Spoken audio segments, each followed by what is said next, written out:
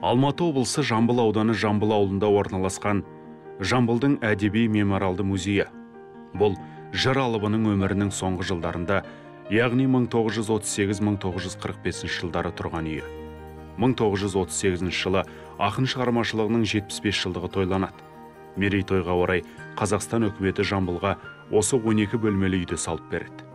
Ол кезде Жамбылдың жасы 92-де болған. Сондықтан үкімет оған жеке дәрігер, медбике, аспаз және көлік жүргізушісінде тағайындаған. Астына М1, МК маркалы көлік мінгізген. Сол уақытта мұндай автомобиль күллі Қазақстан бойынша 6 адамда ғана болған.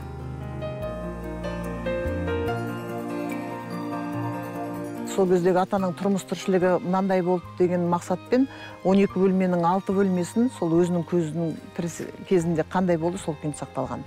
Енді үкімет үйдің өзін ғана бере салмаған, сол сияқты дүние жиһазымен кіргізген. Қазір енді сол 6 бөлменің 5 бөлмесіндегі тұрған дүние жиһаздың бәрі өзінің тірі кезіндегі өзінің отырған орны, жатқан төсегі дегендей, өзінің киген киімдері.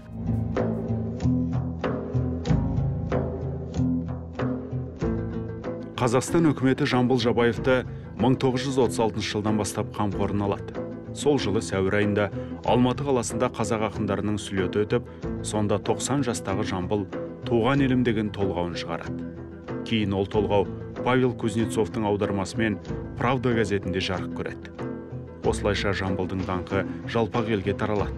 1936 жылдың мамыр айында Жамбыл Жабаев Мәскеуге барып, қазақ әдебиеті мен өнерінің алғашқы 10 күндігіне, яғни декадаға қатысады. Әншілерді, әртістердің бәрін таңдаған декадаға барады. Енді ақын кім бастап барады дегенде әртүрлі пікір болыпты. Жамбылдың тіл ашшы болған ғой. Ол кісі бірдеңені айтып білдіруі мүмкін Кремльде. Абай болайық, апармайық қояйық деген екен. Ақыры ойысып әңгіме Жамбылға тоқтапты. Жамбыл баратын болған. Сөйтіп қазекең емеспіз, қазақпыз ғой енді. Сол қаттан бұрын Кремльге неше түрлі арыздар жетіпті ғой. Ойбай, Жамбыл дейтін ақын жоқ. Бұл ойдан құрастырылған адам. Бұл ертегі бұл. Әлгі арыздардан кейін Мәскеудегі орталық комитет Мұхтар Әуезовпен достығың бар ғой деп, белгілі жазушы Леонид Соболевті Қазақстанға жібереді. Оны әуежайдан Мұхтар Әуезов пен Әбділда Тәжібаев күтіп алып, Жамбыл ауылына алып барады. Жолда келатып, жаңағы Соболев айтыпты. Мұхтар Омарханов, мен өте асығыспын. Мен ештеңеге қарамаймын. Жаңа кісіні көрсем, болды. Сізден естім ғой енді. Мұқан айтыпты, ойбай, ол лақын олды. Жамбыл барды. Келеді. Сосын Жамбыл атамыз төгеді өлеңді. Әуезов аударып отырады. Бір күн қонады. Кетем деген адам. 2 күн қонады.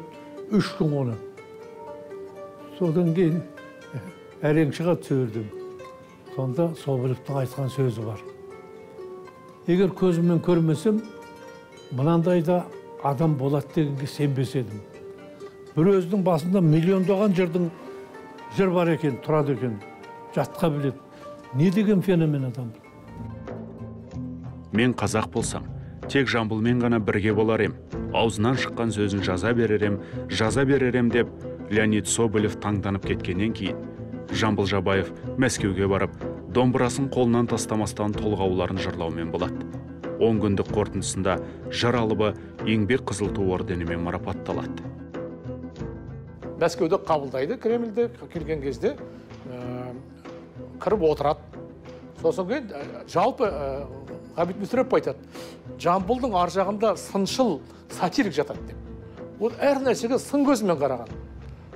Анау Сталин қайда келдегі сәлем бермейді дейді. Ол жасы үлкен адам. Жәке деген үйренген адам. Сондықтан да ал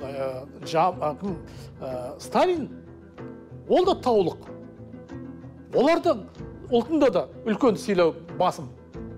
Бет үлкен алдынан кесіп өтпейді. Жамбылға басын изеп амандасады. Соны бәрі жазған осында. Сосын кейін мынауын кім деп сұрайды? Қасым Тоғызақовтан. Бұл Сталин ғой дейді. Сол жолы Жамбыл Жабаевтың Кремльде намаз оқығаны туралы әңгіме ел ішінде еміс-еміс айтылады. Біреулер мұны аңыз деп те жүр. Ал Жамбыл танушыларының сөзінше шын мәнінде солай болған. Сосын кейін барып, ал енді Қасым Тоғызақов қайтып, ой, мен намазым келіп қалды, мен намазымды оқимын дейді. Сөйтіп пеш бетін шеше бастайды. Ана оққағарлар жүгіріп келеді де, сосын кейін Қасым Тоғызақов аударады. Бұл кісі осындай діндар адам, ескі адам, бұл кісі атеист емес, бұл намаз оқиды. Олар жүгіріп барып Сталинге айтады. Сталин басын изейді. Кім? Калинин жақтырмайды.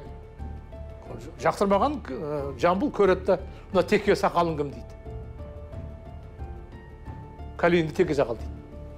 Сөйтеді да, намазын, пеш бетін жайып жіберіп намаз оқиды. Бұл шындық. Кремльде, жалпы мұсылман әлемінде Кремльде намаз оқыған жалғыз Жамбыл.